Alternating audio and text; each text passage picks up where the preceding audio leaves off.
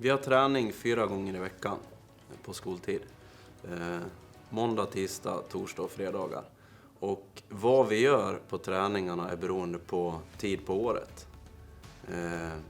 Är det under matchsäsong så anpassar vi det efter hur de spelar sina matcher. Så att de har en bra träningsvolym. De kan prestera på matcherna samtidigt som de kan utvecklas i träningen.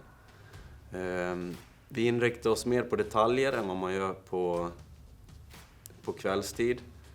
Och vi kan både samtala och arbeta med eleven mer detaljerat kring tekniska, fysiska och psykologiska bitar som gör att eleven och spelaren blir bättre och kan nå sina mål.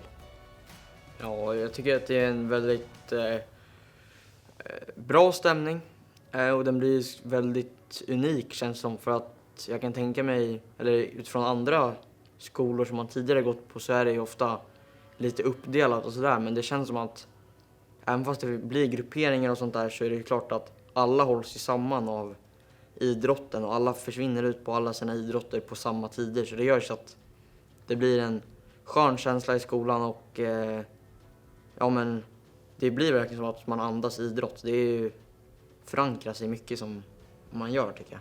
Vi idrottar främst när vi är i säsongen på Lugnets bandyplan.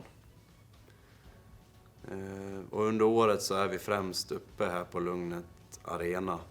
Vi har ett gym i nära anslutning till bandyplanen som vi försöker nyttja året om. Ja, jag tycker maten är bra. Det är rätt typ av mat som man behöver när man idrottar. Det är väldigt få bandyspelare som kan livnära sig på sin idrott. Så vi lyfter vikten av studierna på vår skola. Dels så har man ju som tränare ett mentorskap där man för utvecklingssamtal så man har koll på studierna. Men under vissa tider på året så kan det bli väldigt mycket idrott och då har vi även pluggstugor nere på skolan som gör att man kan ta hand om sina studier på ett bra vis. Men främst är det väl att vi försöker berätta för dem hur framtiden kan se ut. Och skulle man bli så bra så att man kan livnära sig på sin idrott, ingen skulle bli gladare än oss.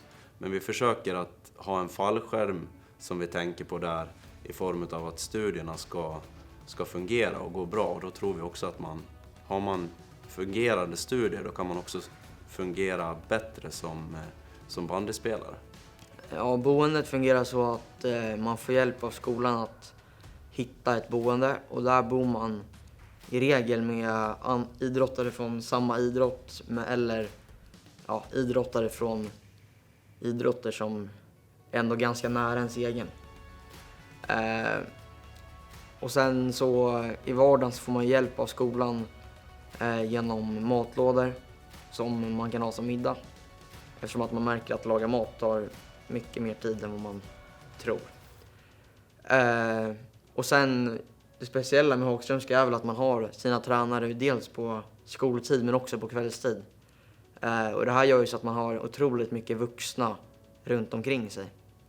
Jag vet till exempel inte, eller visste inte när jag började ettan hur man lagar hur man fixar en propp som har gått. Och då är det bara att slå ett samtal till antingen Emanuel eller någon av de vuxna som finns på kvällstid.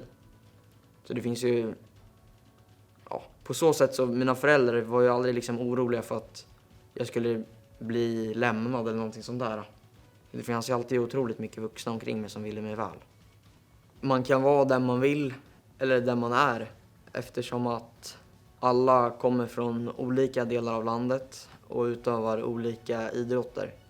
Men går också även i liksom samma klass och samma lokaler. Om alla hade spelat en idrott då hade det funnits normen från den idrotten. Ja. Att vara så och så och rätta sig efter det ledet.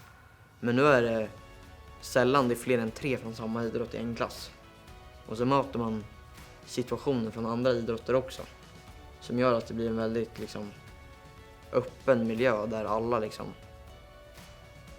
kommer från olika ställen och idrotter och situationer.